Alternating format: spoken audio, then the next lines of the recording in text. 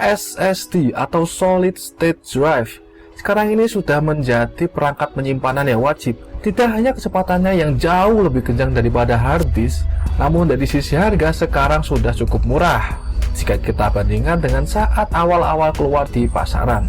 Sekarang ini ada banyak sekali brand, pasti kita bingung mau pilih yang mana, kok ada harganya yang mahal, ada harganya yang murah.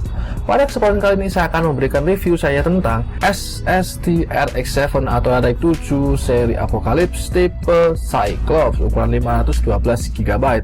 Apa saja kelebihan dan kekurangan dari SSD RX 7 SATA 3 ini akan kita bahas pada video kali ini. Check this out.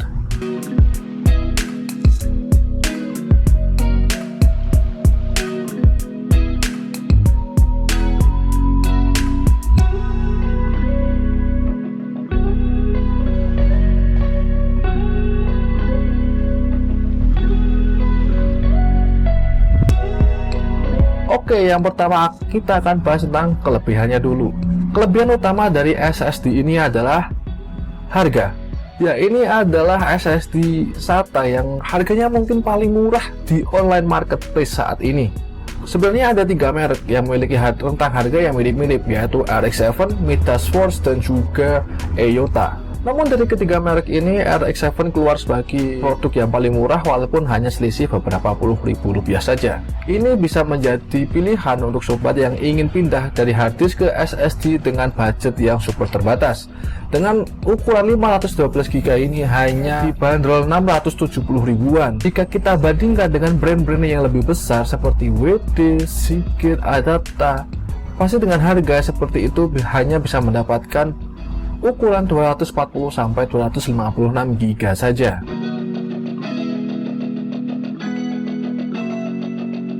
Kelebihan yang kedua adalah spesifikasinya tidak kaleng-kaleng. Meskipun dari sisi harga adalah yang paling murah di pasaran saat ini, namun dari spesifikasi yang ditawarkan sudah cukup oke ataupun sudah cukup bersaing dengan merek-merek yang lebih mahal. SSD ini menggunakan memori 3D NAND TLC dengan controller keluaran dari SunForce.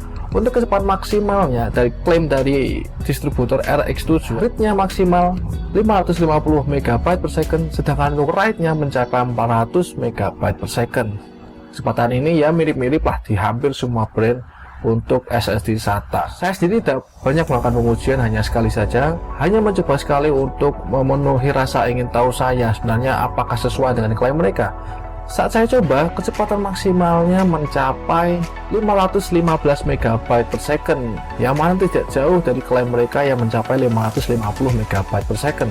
Sedangkan untuk kemampuan write-nya itu mencapai 498 MB, yang mana itu lebih kencang dibandingkan klaim mereka yang hanya 470 MB saja. Yang mana kecepatan ini sudah lebih dari cukup untuk melakukan booting Windows, buka-buka aplikasi, maupun buka-buka game. Itu sudah lebih dari cukup. Kita sudah bahas kelebihan-kelebihan dari SSD RX 7 ini secara produk. Lalu kita juga akan bahas apa saja kekurangan dari SSD RX 7 ini. Yang pertama, ini adalah brand Goib. Kenapa bisa Goib? Karena official websitenya pun tidak ada. Official website dari Taiwan maupun official website untuk Indonesia tidak ada informasi sama sekali siapa RX 7 ini. Saya bisa tahu dari Taiwan karena di boxnya tertulis Made in Taiwan. Dengan brand baru yang tidak memiliki informasi perusahaan, ini kadang-kadang akan menjadi tembok untuk kita bagi memilih sebuah produk. Maka kredibilitas yang belum terbangun dan tidak ada informasi yang lebih jauh dari perusahaan yang membuat agaknya sedikit riskan sebenarnya. Kekurangan yang kedua adalah minim informasi. Selain minim informasi tentang siapa produsennya, produknya sendiri juga minim informasi sebenarnya.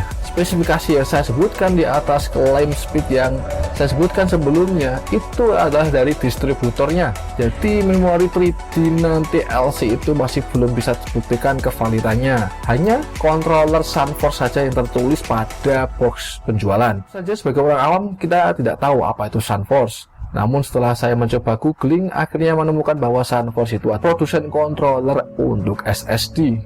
Meskipun begitu, RX-7 berani memberikan garansi 3 tahun penuh apabila ada error maupun kerusakan selama masa garansi akan diganti dengan unit yang baru. Namun, informasi yang penting seperti terabyte return yang kita gunakan sebagai gambaran durabilitas dari SSD ini juga tidak ada. Jadi ya kita hanya berpatokan selama masa garansi ini. Namun karena perwakilan brandnya juga tidak ada di Indonesia, websitenya juga tidak ada, garansi ini hanya garansi distributor saja. Jadi jika kita ingin mengganti unit baru harus klaim ke distributor. Ya kalau distributornya masih ada dalam 3 tahun ke depan. Kalau sudah tidak jualan produk R7 lagi ya wassalam.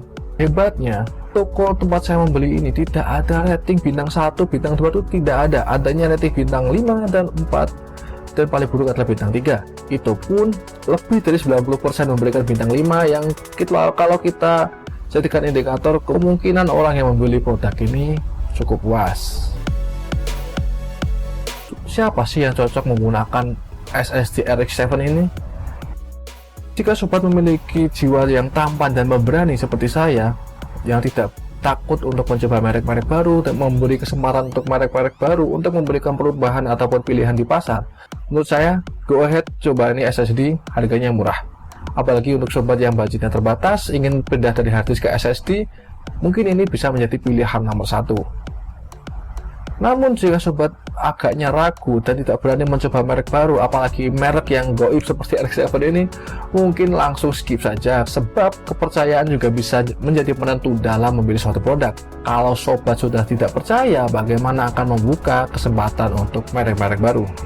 Jika sobat tertarik, saya akan berikan link pembeliannya untuk semua size dari 120, 240, 512 sampai 1 tera. Jika sobat puas dari pembelian produk ini, alhamdulillah. Namun jika ada kendala, lagi-lagi resiko ditanggung pemenang, karena emang harganya murah, brandnya juga masih goib, akan banyak hal-hal di luar produk yang akan mengganggu pikiran kita. So, sekian informasi yang bisa saya berikan, semoga dapat berguna dan bermanfaat untuk kita semua. Saya Rizky Miranto and goodbye.